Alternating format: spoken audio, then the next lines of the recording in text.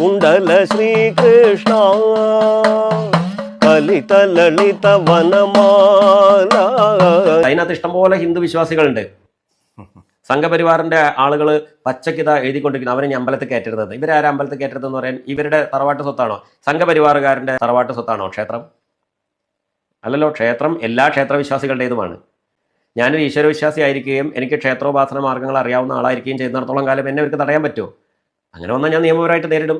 പിന്നെ ഈ പൊട്ടന്മാർ മനസ്സിലാക്കാത്തൊരു കാര്യം, ഇവൻ അമ്പലത്തിൽ കയറി പാടിക്കരുത്. ഇവർ എന്നെ അമ്പലത്തിൽ കയറി നേരത്തെയും പാടിച്ചിട്ടില്ലെന്നേ. തിരുമാന്താവുന്ന ക്ഷേത്രത്തിൽ എന്തായിരുന്നു? പ്രത്യക്ഷത്തിൽ എന്നെ നീ നടക്കില്ലെന്ന് പാടരുതെന്ന് പറയല്ല. അവിടെ നായരായിട്ടുള്ള ഒരാൾക്കോ അല്ലെങ്കിൽ മറ്റ് സമുദായക്കാർക്കോ ആരാരോ പൊതുവളല്ലാത്ത ഒരാൾക്ക് അവിടുത്തെ ശോഭാനത്തിൽ ഇടയ്ക്കൊട്ടി പാടാൻ പറ്റില്ല.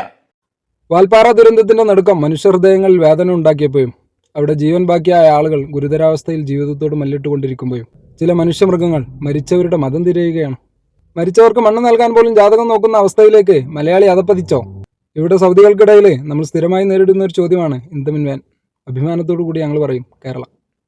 തിരിച്ചൊന്നേ ഇതുവരെ കേട്ടിട്ടുള്ളൂ. മാഷാ അല്ലാ, ഇന്നത്തെ കേരള അനഹുബ് കേരള, കേരള നഫർ മറ മിയാമിയ എന്ന് കേൾക്കുമ്പോൾ ഞങ്ങൾ നെഞ്ഞൊന്ന് വിരിക്കും. അവിടെ മുസൽമാനോ ഹിന്ദുവോ ക്രിസ്ത്യാനോ ഇല്ല.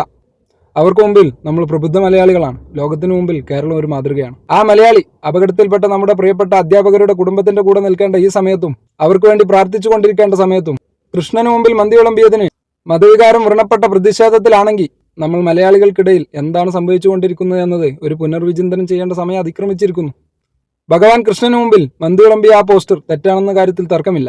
അത് ഭക്തരുടെ വികാരത്തെ മുറിപ്പെടുത്തിയതിൽ കുറ്റം പറയാനും പറ്റില്ല.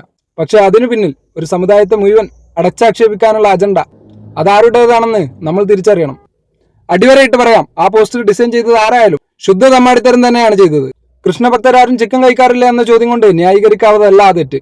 പക്ഷെ അത് മതവികാരം വ്രണപ്പെടുത്താനോ ഒരു സമൂഹത്തെ ഇകഴ്ത്തി കാണിക്കാനോ അല്ലായിരുന്നു എന്നത് അരിയാഹാരം കഴിക്കുന്ന ആർക്കും മനസ്സിലാവും. അവർ ഈ ട്രെൻഡിനൊപ്പം സഞ്ചരിച്ചതാ.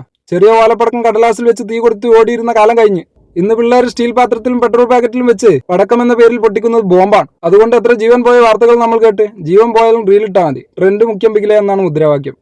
അതുപോലെ ആ മന്തിക്കടക്കാരും ട്രെൻഡിനൊപ്പം സഞ്ചരിച്ചതാ.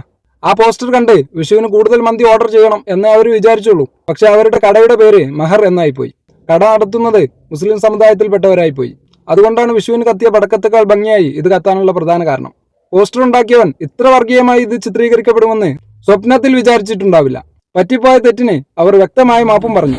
നമസ്കാരം. മെഹർ മന്തി ആൻഡ് ഗ്രിൽസിന്റെ മാനേജിംഗ് പാർട്ണേഴ്സിൽ ഒരാളാണ് ഞാൻ. എന്റെ പേര് ഷമീർ എന്നാണ്. കാരണം നമ്മളുടെ കസ്റ്റമേഴ്സിന് എല്ലാവർക്കും ഇത് മാനസികമായിട്ട് ഒത്തിരി ബുദ്ധിമുട്ടുണ്ടായിട്ടുണ്ടെന്ന് നമുക്ക് മനസ്സിലായി.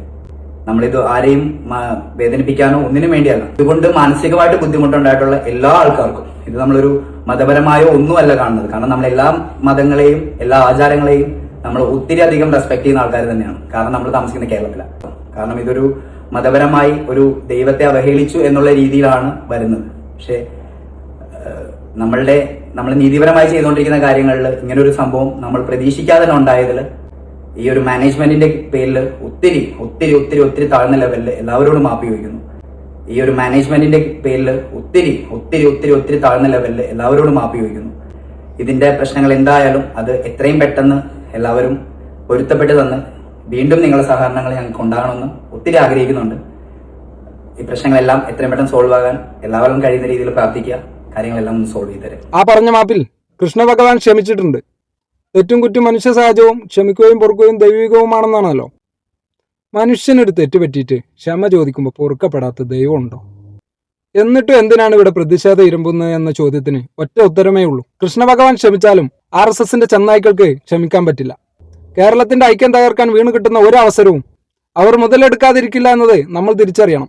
തിരിച്ചു പോസ്റ്റർ ഉണ്ടാക്കി പ്രതിഷേധിക്കുന്നവർക്ക് രവികുമാറിനെ പോലുള്ളവർ ഇതുപോലെ ഭംഗിയായി മറുപടി കൊടുക്കുമ്പോൾ അഭിമാനത്തോടു കൂടി പറയാം, ഇല്ല, മലയാളി ഒന്നടങ്കം അധപ്പതിച്ചിട്ടില്ല.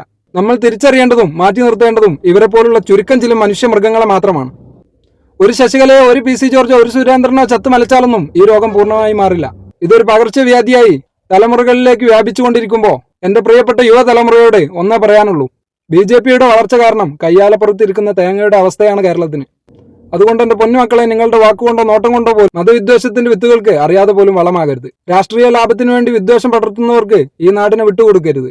പശുവിന്റെയും പന്നിയുടെയും പേരിൽ ഇവിടെ വർഗീയ കലാപം ഉണ്ടാക്കാൻ ശ്രമിക്കുന്ന RSS എന്ന വിഷജന്തുക്കളെ നമ്മൾ തിരിച്ചറിയണം.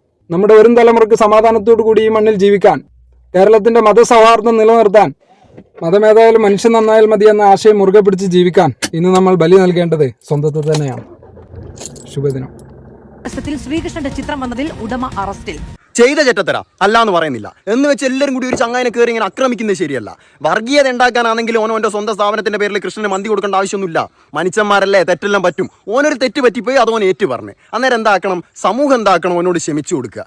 തെറ്റോൻ ഏറ്റു പറഞ്ഞല്ലോ, അത്രയേ ഉള്ളൂ. ഇനി ആവർത്തിക്കാണ്ടിരിക്കുക. ഓക്കെ.